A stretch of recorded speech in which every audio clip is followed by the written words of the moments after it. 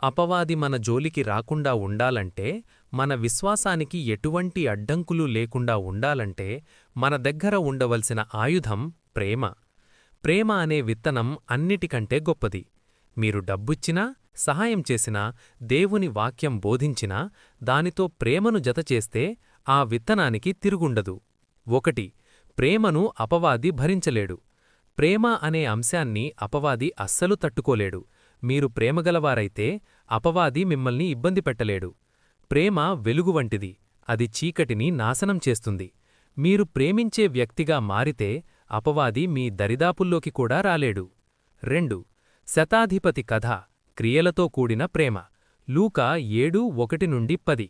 ఒక శతాధిపతి తన దాసుడు రోగియయున్నప్పుడు యేసయ్య దగ్గరికి వర్తమానం పంపిస్తాడు. అతడు యూదుడు కాకపోయినా యూదుల పెద్దలు వచ్చి యేసయ్యతో, ఇతడు మన జనులను ప్రేమించి మనకోసం ప్రార్థనామందిరాన్ని కట్టించాడు, కాబట్టి ఇతడు ఈ మేలు పొందడానికి యోగ్యుడు అని చెబుతారు. ఇక్కడ శతాధిపతికి ఉన్న అర్హత ఏమిటి? కేవలం మాటలతో కాకుండా క్రియలతో కూడిన ప్రేమ. అతడు తన దాసుణ్ణి కూడా ప్రేమించాడు కాబట్టే యేసయ్య అతని విశ్వాసాన్ని చూసి ఆశ్చర్యపోయారు. 3. విశ్వాసం ప్రేమ ద్వారానే కార్యసాధకమవుతుంది. గలతీ 5:6. విశ్వాసమనేది కేవలం నమ్మకం మాత్రమే కాదు, అది ప్రేమ ద్వారానే శక్తిని పొందుతుంది. ప్రేమలేని విశ్వాసం వల్ల ఎటువంటి ప్రయోజనం ఉండదు. శతాధిపతికి అంత గొప్ప విశ్వాసం రావడానికి కారణం అతనిలోని ప్రేమయే. ఎక్కడైతే ప్రేమ విస్తరిస్తుందో అక్కడ విశ్వాసం కూడా గొప్పగా ఎదుగుతుంది. 4. ప్రేమ పరలోకంలో మీ స్థానాన్ని మారుస్తుంది. శతాధిపతి గురించి యేసయ్య మాట్లాడుతూ, అతడు పరలోకరాజ్యంలో అబ్రహాము, ఇస్సాకు, యాకోబులతో కలిసి కూర్చుంటాడని చెప్పారు. అంటే మీలోని ప్రేమ కేవలం ఈ భూమిమీదనే కాదు, పరలోకంలో కూడా మీకొక గొప్ప గౌరవనీయమైన స్థానాన్ని సిద్ధపరుస్తుంది. మీ వాతావరణాన్ని మార్చే శక్తి ప్రేమకుంది. 5. ప్రేమ ద్వారానే స్వస్థత. దేవుని వాక్యం ప్రాణాత్మలను, కీళ్లను వేరుచేయగలదు.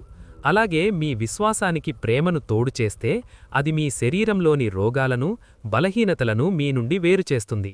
మీరు ఇతరులను క్షమించి ప్రేమించడం మొదలుపెడితే అపవాది మీ శరీరాన్ని విడిచి వెండిపోవాల్సిందే.